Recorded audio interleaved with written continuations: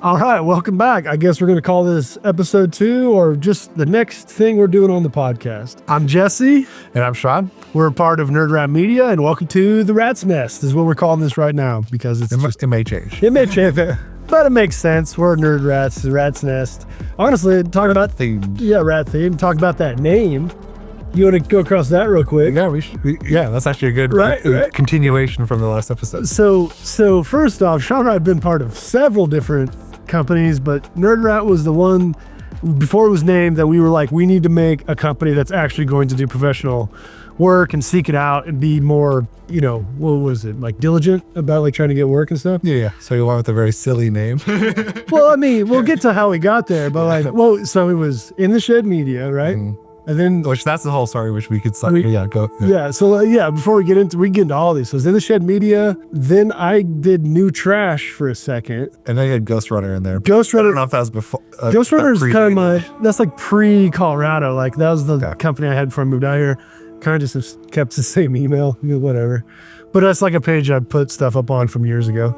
But then, so New Trash, which was very short-lived, wasn't even really much of a company. It was just a couple of cats. It was Nick Holland, Anthony Cross, and I kind of trying to do creative stuff. And then we switched over after a while to Nerd Rat after that. So that's only 4, I guess. But Nerd Rat, we decided to make a company that Sean and I would be running as opposed to several other people, so just 2 of us. The name, though. Do you remember how we got that name? I want to say random generator, but... Yeah, so what I did, it's not necessarily a random name generator. What is it called whenever you take letters from names and you make other names with it? Is that a generator? No, it's not a generator. I guess it could be. It's not an anagram. I can't remember the name of it. But anyways, I put both our names into this thing and it just listed out all the different names that could be combinations of our letters. Oh, okay. And then what happened is one line had nerd and rat like in the same one from both of our names. I was like, what do you think? And I was shooting some at you and I was like, what do you think about Nerd Rat? And you're like, Nerd Rat, huh? Yeah. And it has a nice ring. It's got a ring to it now. So we went with it and then we had a media because we're more than just film or production house because we also do graphic design. Heck, at this point we could design a t-shirt and then make a movie about it, we can do everything. And like Sean pointed out in the last podcast, films are a conglomerate of all art form. Like if you pour all art into a bucket, the thing that would come out after you shook it real hard would be a film, in my opinion. But we had a discussion recently about changing the name, which we're still up in the air of, but we might stick to. But because Nerd Rat is such a goofy name, but after talking to some people, it sticks out more than some other names that are in the area because it just has more of a ring to it. Yeah. Well, it's memorable. Yeah, our biggest thing was not having like a local-based name too, which I didn't want because like we said in the previous podcast, we do travel a lot for work. So we didn't want to be like, we're only Fort Collins media or like, that kind of thing. Yeah. So like, what's a fun thing that can be all encompassing? And after, I think it was like probably a few weeks of just pitching ideas back and forth, Nerd Rat just kind of landed. And we also really just like the logo possibilities and like t-shirt possibilities and stickers and stuff like that. Oh yeah. And so it's kind of a fun thing. And I think it also like is very much us because sure, we can do very professional videos and we do very professional videos, but we also like to have fun when we're on set. We don't like to be like an army, I guess. Like you have the general and everybody just is our subordinates and like what is done is like everybody on set has a right to say something to us and we incorporate a lot of ideas that from people that are on set, whoever that is, if it's the person that we're shooting the video for, the PA that we got interning for, whatever, like everybody can come to us and we have a fun vibe. Yeah. And I felt like Nerd Rat kind of hit that. And we are nerds about film and also we have a kind of a grungy style, so it just kind of fit. And we're also in a cave half the time editing, so I was thinking like a nerd rat, like a rat that's like editing all the time. A cute rat. Yeah, Nerd Rats are cute. Well, and also too is like, it's nothing against anybody else's names in the area or anything like that. There's some very professional companies out here that are doing great with their professional names, stuff like that. But that was something that I realized was, whenever we were talking about it, there's a saturation of names. And if you were to put all those names on a list and have somebody read them and then turn away, which of those they would remember? Yeah. And I was thinking about that and then being like, well, did any of those stick out to you? And Nerd Rat, just the name Rat itself is already a sticks out a little bit. Mhm. Also, some of our marketing and graphic design has been a little bit more like neon-y, chaotic, because we do commercial and professional stuff, and some might think that might hinder you, but we're also thinking of it on like a bigger scale of like, if some big house that wanted a creative team to help them to do some stuff, would they choose Nerd Rat or would they choose, Circle? You know what I mean? Like something that would pop to them. And then when they get to the website, they'll see it's a little bit more flashy. And a lot of that is an echo of like whenever I was doing research on finding other production houses that hire film direct or music video directors, and finding all these houses out in LA that we've even done videos about, like is it Popsicle that we talked about that's out in LA? We've seen like 100 videos from at this point. Popsicle. They didn't name themselves Dark Studio. They named themselves Popsicle. Yeah. Because that name is going to stand out somewhere, and it allows you to be a little more creative with your logo design. I think you have like Bad Robot, like Bad Robot, and like like Stupid Monkeys. Does like Adult Swim stuff. It's like it kind of falls in that line. Or and I know those production houses kind of have their own style, and they probably would be hard to do a commercial, but there's so many ways around that. Say if you did want to, we've thought about doing like a umbrella of it, and then like say if we did do commercials, we'd call it NRM to kind of like trick. Your whole like umbrella company, then have like the doing business as other things depending on what we're doing. But what we get hired for more of, and it's even come to light more recently again when another client came and asked us about doing some commercials. We got brought into it after they had worked with other professionals that do really great work, like beautiful work, but they came to us because they know we are the ones that are probably going to do something unique and creative. Hence, Nerd Rat kind of sticks out in that way and makes it a little bit less like, you're going to be working with stiffs like you've talked about. And I'm not saying you do work with stiffs every time you work with a production house, but there is this like general running things. Yeah. Now, granted, we do take a lot of ideas and stuff like that. We try to knock out a lot of that stuff in pre-production if there's a lot of people that have ideas so we can get on set and get it done. But especially with music videos, short films, things that we know we could get done in a day or two. And Sean, that's what I'm saying, working with somebody, as long as Sean and I have worked with each other, we can get a pretty good idea, like how many shots we can get done. If there is a change that's coming that somebody wants to incorporate, I don't say no. I also don't say yes. I consult the team. We consult each other. Is it a possibility? We already got camera rolling. We can just pick the shot up, make everybody happy. Why not? Whatever. He just keeps it moving, keeping everybody happy, feeling like everybody's part of the film.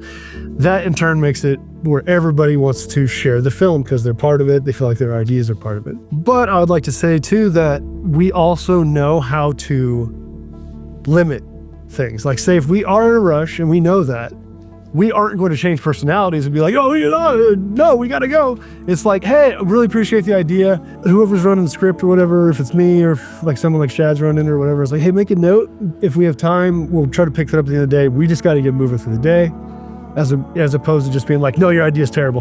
Don't ever come up with an idea again. Because that's not any fun. Like filmmaking is a team sport. It takes a village to do this.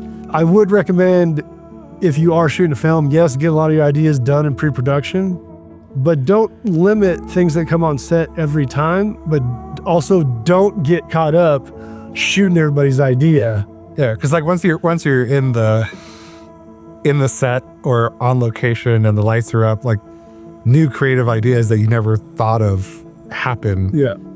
And so a lot of the stuff we incorporate in our short films are like that on set inspiration. You see, yeah. But yeah, it is very important to limit that. But also too is like where we're at in our production levels too is that we don't have the ability to do test shoots, bringing in like shadow actors, none of that stuff. Yeah. So we do have to kind of just do our best to pregame everything we can beforehand, and as much as we can. And Sean and I still come on set and we'll stand over there and be like, oh no, we should light it this way, because we didn't get a chance to pre-light it. So we're just like, we're coming up with like 3 or 4 ideas, and then a 5th idea shows up, and the first thing we go is, can we do it in a timely manner? And if we can, let's do it. It's that like, no discuss, not the argument of like, it's not in the script, it's can we do it in this time right now? And we will sit there and go yes or no, and we won't battle each other on it, because we are trying to do something creative. Yeah. But during production, it is a bit of a like a rush to kind of get to the end to make something beautiful. And we know how to be like, either that's not going to fit or we're not going to have time for it. Or we'll cut like, oh, we combine like 2 or 3 shots into one shot. Let's just cut these and do something different on set, because like now it limits or eliminates some of the editing we'll need to do and some of the creativity like we can add into like, well, this shot will incorporate all 3 things, which we didn't think about until we got on site. I don't know how we got to this point from our logo and a name, but yeah, not that that's an important thing. I was just thinking about that. It's like kind of funny. Like we were just talking about how we got the name, and now we're talking about how we are on set. But also too, is because the goal is to kind of talk about some of the stuff that we're excited for. But there we go. Yeah, but like giving a little bit of a history where we're at. So, and to kind of like bring in what you're talking about. In the past, I have traditionally written scripts and then shot lists and stuff based on time through years of practice. It's not necessarily how many camera angles you can get shot in a day. It's how you can combine camera angles and acting and let actors act to create the things you need. And I've only really started to fully understand that in the last 2 years after 20 years of filmmaking. Because you start getting feedback, like, especially when you're working with actors and you're basically designing it for where the camera's gonna be, is what I've done in the past. So we can do more shots. Mm-hmm. It confuses the actors because you're changing like them from being sad to happy to whatever. And we're actually gonna start shooting things in more of like a timeline, combining more shots and honestly doing more. I guess Michael Bay's first one came to mind, but like what I'd say like Spielberg does, where he does a lot of those 3 shots, moves to a 3 shot, moves to a 3 shot. We've started incorporating those more because we know that we need to save time on set, and we might as well combine like these 4 shots into something amazing, which allows you to be more of a cinematographer too, which also is like those days where you're holding the camera and that's why we got to get the strap on. All right, now you're going to walk around for 15 seconds and don't let the camera shake. Yeah. Yeah, a lot of handheld on the go kind of stuff. So like by the end of the day, my stamina is just depleted. If you're playing a video game and your character is just muscles right here, just dead. But like, and that's what I'm trying to like bridge into like the stuff we're looking forward to in the future. Yeah, because we are trying to be smart about making productions and wanting to do more creative stuff and not being hung up on my own writing process. I write and then I throw the script inside, but this year, let's talk about some of the stuff that we're excited to try this year, because where we've gotten to in 2025, mm-hmm. Yeah. But you talk about it. Talk about what you were telling me about earlier with Yeah, I mean, one of the things that Jesse and I have always, like, a lot of the movies we talk about are sci-fis. Yeah. And funny enough, we've never actually even touched even close to a sci-fi in everything we've made, as far as I know. Like, even music videos, we haven't really hit like a sci-fi vibe, which doesn't really work for a lot of music. But we pitched it, but it hasn't landed. Yeah, hasn't landed. So this last year, like, things kind of slowed down during the winter for filmmaking, at least in our area. I'm sure in LA, having no winter helps. Yeah, but things kind of slowed down around here, and so this last winter, which we're currently in, we've been coming up with like our first sci-fi kind of, like, the plan is to do something kind of more atmospheric and more proof of concept, rather than having like a super thought out script and all that kind of stuff, which I know sounds bad, but I think just creating the visuals and proving that we can do it is important, as well as like proving that we can do an actual like storyline one. So my partner and I have kind of started this process, and we're wrapping Jesse and a lot of other people who are other creatives, like sound composers and designers and stuff like that, into it as we kind of develop this little baby. But for those of you who have seen Vesper and have played Death Stranding, if they had a baby, that's kind of this idea of like using landscapes, because Colorado has a lot of beautiful landscapes. Yeah. And that way we don't really have to worry too much about permitting and the cost of that, or building a whole set to shoot something, which, can be cost prohibitive and might just stop you from doing something. So we're like, what can we do that doesn't require a lot of dialogue? So even if we needed to switch who's in shot, we could have a mask on the person and keep going. Yeah. So yeah, we're doing kind of like an overall traveling through beautiful landscapes, and we really want to like not rush it, because I feel like a lot of the stuff we end up doing is like we have to shoot everything in one day because we only have the day with the actors. Yeah, because no budgets. Yeah. You got to kind of play that game. So we're kind of limiting it to like maybe one, like if we needed 2 people on set, like we can really set up and really wait for the perfect time of day to shoot, because we're only going to do a couple shots maybe that day is kind of what I'm thinking. And really just kind of show off our knowledge of cinematography, maybe have it, or I plan on having it on like dollies and sticks and stuff like that to really like establish, because a lot of stuff we do is handheld and shaky, which is fun, but I don't want everything that we do with that. So that's what I'm really excited about. We're actually going to be releasing a lot of videos on the whole process on our YouTube channel. It's going to go through like the whole making of the wardrobe, making of all the props and stuff that the person's going to be wearing. We're probably going to bring in, like Sam was talking about how she'll fly out here and shoot BTS for us. Yeah. Just because wants to be part of it and shoot. So like we'll probably have a whole BTS on the actual production days of that one too. Yeah. So that's what I'm really excited about this year. Finally shooting something sci-fi, but kind of a low-key indie feel. Yeah. Like not, full sets and stuff like that. But well, and I think too, it's good practice because the traditional way of making filmmaking is always there, where you need the script and then you just set and then you need to make sure you have your locations and then you shoot and then you got to do it in a timely manner because you don't have a budget, and then you go on the other end. And we did that in like 2023. We did that with then we made 9 skits, shorts, if you will, that we were just like, let's do this. Made us take a break in 2024 where we only put out truly 2 music videos and a bunch of reviews, but it made some thinking going, because at this point, honestly, no one is banging down our door for stuff that we're making, so we don't have to rush for it. Mm-hmm. And why not experiment and try some different approaches to the process so that we can be more able to create stuff in the future that, for instance, a pitch. Say, if we did do some sci-fi-esque set designs and do a 5-second shoot or a 10-second or a minute or whatever just of it without it being a full-on production, then we can prove to an investor that we can make sci-fi, and here's a sci-fi script that we've wrote and we would like to do it, but here's an example of stuff that we can do. Yeah, it's almost like a demo reel that we don't have. Almost like shooting a trailer for a film instead of the whole film. Yeah. As a proof of concept. Exactly. And as of recently, we were talking about this earlier, I've been watching a lot of movies on Tubi that are getting recommended. And Tubi's free site that you can get onto. And it looks like to me that Tubi and a lot of these free streaming sites are putting in a lot of stuff. Anybody can submit at this point.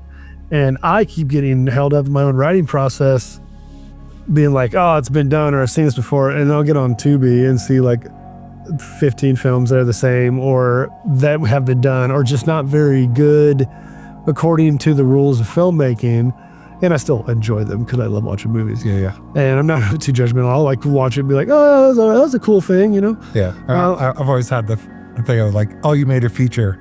That's a hard thing to do. I like that. The film might not be the best film. It's not Scorsese or whatever. But you've done what we haven't made. We haven't made a feature, so what am I doing? Oh, this film is okay. It doesn't it's like those cats that don't ever make films, and they're for our credit. I've seen better. I'm all right, bro, let me see your film, and then we'll talk, because it's a hard thing to do. Filmmaking is not easy. But yeah, making a feature, but then seeing why they're making them so easy and making the productions a low budget, and then kind of copying something else that's all low budget. Yeah, you start thinking why am I tripping about this? Let's just make some stuff. So an excuse to make things great, an excuse to just let my weird films come to light, because I honestly, my hang up is when I finish the script, they're not weird enough. They seem like they have a lot of tropes in them, and I just need to get over that. So this is a year for us to get over hang-ups, do things that we want to try, and just see where it goes. Our skill set, honestly, is doing creative things. And when we have to do commercial shoots that are repetitive and stuff like that, yeah, we can do them, and we can do them great and awesome. But something that I was born to do, and I know you were too, is making beautiful images on a screen and tell a story that's effective. And that's kind of where we're at in our process. You and I are both under 40, and I've always said that most filmmaking rookies traditionally don't even start till they're 40. Of course, there's this whole generation of kids coming up that have phones now that are doing stuff, which explains probably why all the Tubi films are like the way they are, all shot on cell phones.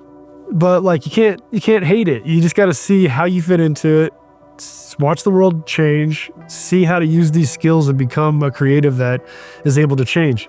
A very good example of that, in my opinion, as a director, is Harmony Korine. You get, like, for some reason, people are just so like afraid of his films, and then you watch them like, oh, these are just good films. Like, they're films. Oh, there's this crazy scene in Kids. I'm like, have you seen the Siberian film? Have you seen Sato? Like, what are you talking about? Harmony Korine's films are tame. But what he does is he is always trying to see what the next things are. And like with Aggro Drift, and then what was it?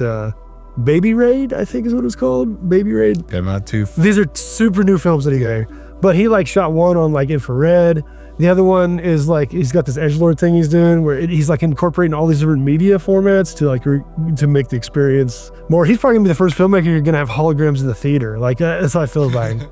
Like there'll be like hologram strippers on the sides of the screen or something crazy. But like seeing that, and then that Hunter Herzog thing that I was like listening to about like stop stressing, just make movies.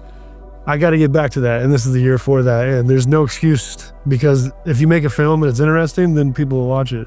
Even if it's not interesting, they are dying for stuff on streaming services, and if you can become one of the people that's giving them stuff consistently, they'll take it, man. It's more commercial views for them. So that's the goal this year. Yeah. Well, did you want to talk about like the script that you're working on too? Since I kind of talked about. Yeah. We do everything collaboratively, but we kind of have like separate ideas that we bring to each other. And maybe before we get into that real quick, I'll address some of the chat things. Yeah. What's going on in chat over here? I saw the question for Tony Scott or Yiggity Scott. You see that? Yeah. Ooh, that's a pretty good question right there. That one, ooh, I know my choice. I almost want to say Ridley. And Why? And that's mostly because of just the sci-fi aspect of like creating Alien, and like that's such an iconic film. Yeah. But as a color grader, I would pick Tony, because he did so much stuff with the cross, how was it called? Not contaminating, but he'd take the film that he'd shoot on and run it through the cross processing. So he'd run it through the wrong film processing fluids. Like if you've ever done like stuff in the dark room, you'll know that you have like your developer, stopper, and stuff like that. And the different chemicals work with different kinds of film. So he'd purposely run it through the wrong things. And that's where you get movies like Domino and I think Man on Fire and stuff like that. But he'd also combine things like hand cranked film into his movies. So he was really experimenting with like the look side of things, but then Ridley has like the big picture stuff. So I feel like really for me it's both. I know it's like kind of a cop-out thing, but I've been heavily inspired by both, right? Honestly, because like I love color grading and getting that cross process, like super contrast. It got to the point where the film like would crumble and they'd have to reshoot. Or they would just not have footage. They'd be like, we can't use that anymore. Because he put it through so many things that film wasn't meant to be through. Yeah. And like that's where I really love like pushing the idea, pushing the concept. But have you answered the same question? Yeah, that's that question, Ridley or Tony. I hear your perspective too, and I'm going to readdress it with, if you were to watch a Ridley Scott film or a Tony Scott film, which of those would you be able to, if you went into it blindly, and it wasn't exactly a sci-fi like Ridley Scott, like say, was it Body of Lies? I think that's a Ridley Scott film, which is like 2007 war film. If you went into a Ridley Scott film or a Tony Scott film and it wasn't a sci-fi for Ridley Scott, would you be able to pinpoint, and I know that we do so much research before we go see movies, what I'm trying to point out is that Ridley Scott has a Ridley Scott cinematography style, no matter what cinematography he works with. Mm-hmm. And Ridley Scott adjusts a little bit, almost like Danny Boyle, to create the perfect environment for what he's shooting. But all his sci-fis have a good echo to him. Mm-hmm. But when Tony Scott does films, especially his earlier stuff, you're talking about all that film stuff, that's like Domino and Man on Fire, which is like the aughts. Like his like 80s and 90s films, it like as soon as you start watching, you're like, oh, this is a Tony Scott film. It's like it's so foggy, like everybody's sweating for some reason. Yeah. Or like that famous scene in True Romance is whenever they're in the scene, they're in the trailer and they have that discussion and there's like 2 lights in the room and then he like cranks up the contrast so that the blacks are harsher than they need to. Yeah. And so you get those like harsh lines and then every light you can see where it's coming from. That's what I think of when I think of Tony Scott. And that's why I say like Tony Scott has a style. Ridley Scott is king of like the sci-fi elements. Well, I mean, he can do anything. He can do it. Lighting it, you did. Yeah, that's what. So so that's what I say. Like, we're There's a movie one with Matt Damon and Duels. Duels. Yeah, Duels or whatever. I think that's even a remake of a '70s movie he made. Anyways, Is it? Yeah. yeah, because he made one back then. Anyways, Ridley Scott could do anything, but like that allows it to where like if anybody came into it and they didn't know it was Ridley Scott, they'd be like, "This is a good movie." But if you went into a Tony Scott movie, especially in the '80s and '90s, you'd go, "Oh shit, that's a Tony Scott movie." Yeah. Tony Scott for his aesthetic. Like, I want to make movies like Tony Scott in the 80s. Ridley Scott for his sci-fi, into the story. If someone were to give me as much money as I wanted to, I'll do it Ridley Scott. If someone said, I want you to make a low-budget movie that has an atmosphere in every scene, Tony Scott. Yeah. How's that? Yeah. Doesn't necessarily mean one or the other. It does. It's like, what are you shooting? Both. Look at us over here. For sure. I mean, I've never been. Man on Fire is such an amazing film, too. Like, I don't know, this is a weird echo of that. Equalizer 3, I think. It was the Denzel Washington series, Equalizer. Yeah. Equalizer 3, I think Dakota Fanning is in the movie with it. Directed. They directed. Yeah. Directed by Dakota Fanning. They're in the movie together and they took a bunch of pictures as like an echo back to, because she was a kid in Man on Fire and because she was like helping him be like a badass killer in this movie. Because he was like, his job was like to protect her, right? Well, it was she got kidnapped. And they were, it goes and finds her for some better minutes. He's like shooting the dude's fingers off on the steering wheel. The camera's like, because they're like cranking it and all the zoom the whole time. Such a good movie. Well, I mean, we're getting close to the end of our time here too, a little bit for this cast here. I would like to say that we are trying to do more of these. Did you want to finish your because I talked about the story I want to make, and you touched on that you wanted to make one. All right, we spent a decent time with our friends on live. Oh yeah. We still have time on the actual podcast. Well, yeah. Let me. Okay. So yeah, if we're gonna talk about a project, I'm gonna focus on one because I have hundreds of projects I want to do, but the one I'm working on right now, Zach Myers, who's another creative here locally, super talented. Him and I had kind of fleshed out a couple scripts over the last couple years, and not really scripts. It's more like an outline. And there's a sci-fi that we came up with literally almost a year ago. Came over, we just kind of fleshed out this cool idea. And it's a sci-fi way in the future where people are able to go to other planets and basically scrapyard them. And they're going, this guy gets assigned to go scrap this planet where they found a bunch of old mining material on it. What you find out is that it's a planet that an ancient colony has buried an entity on. That is actually the Fermi paradox in form, the Fermi paradox is. So basically, or the... you probably told me. Oh yeah. Yes, there's basically the idea is that when a society gets to a point in the universe, they get so big and powerful, we don't see them in the stars for some reason. So there's a theory that once you get to a certain level of existence, God or somebody just comes in and is like, that's as far as you get to go. So this is almost like a space spider thing that goes around and just kind of crushes civilizations that gone too far. This ancient civilization basically buried it on this planet so that it can't affect anything, which causes the universe to expand a lot further than it's supposed to. This guy goes to take the mining material off it to just scrap it and use it for their own colony. When he gets there, the entity starts taking over his mind and tries to get the mining operation started again, because when a new mining operation showed up centuries after the first civilization, they started mining it and they realized that they're unburying this beast, and it's trying to get unburied so it can go continue its task of destroying civilizations. That's much I'm going to give you on that, because I'll just tell you the whole story if I'm not careful. Yeah. But the plan is to do a lot of really close small sets.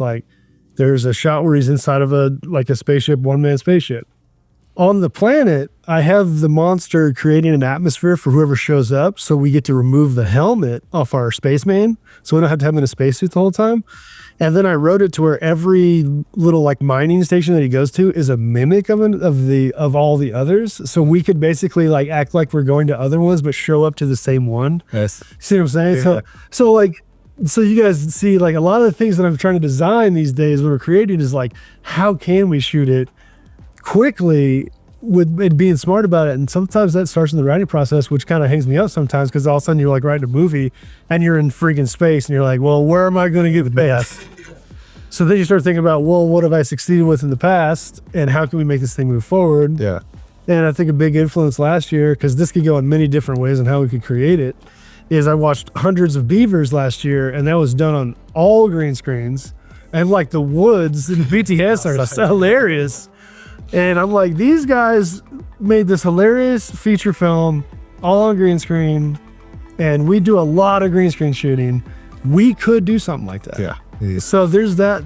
The idea of how it's going to finalize is not fully there, but I'm designing the film so that we basically are only going to need 2 to 3 locations that feel like it's 10 locations. Mm-hmm.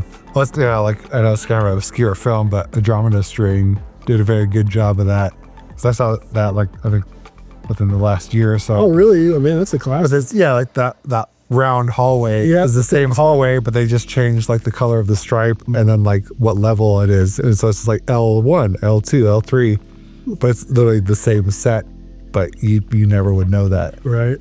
So yeah, I do really enjoy that. And we have some history in doing some 3D stuff too, and we've thought about doing it. And if anybody's out there listening to this and likes to do 3D animation, we're trying to bring a crew member on for that, because we have some great ideas, but we know that we're doing everything from hiring the cast to editing the thing. It'd be great to have somebody to focus on that.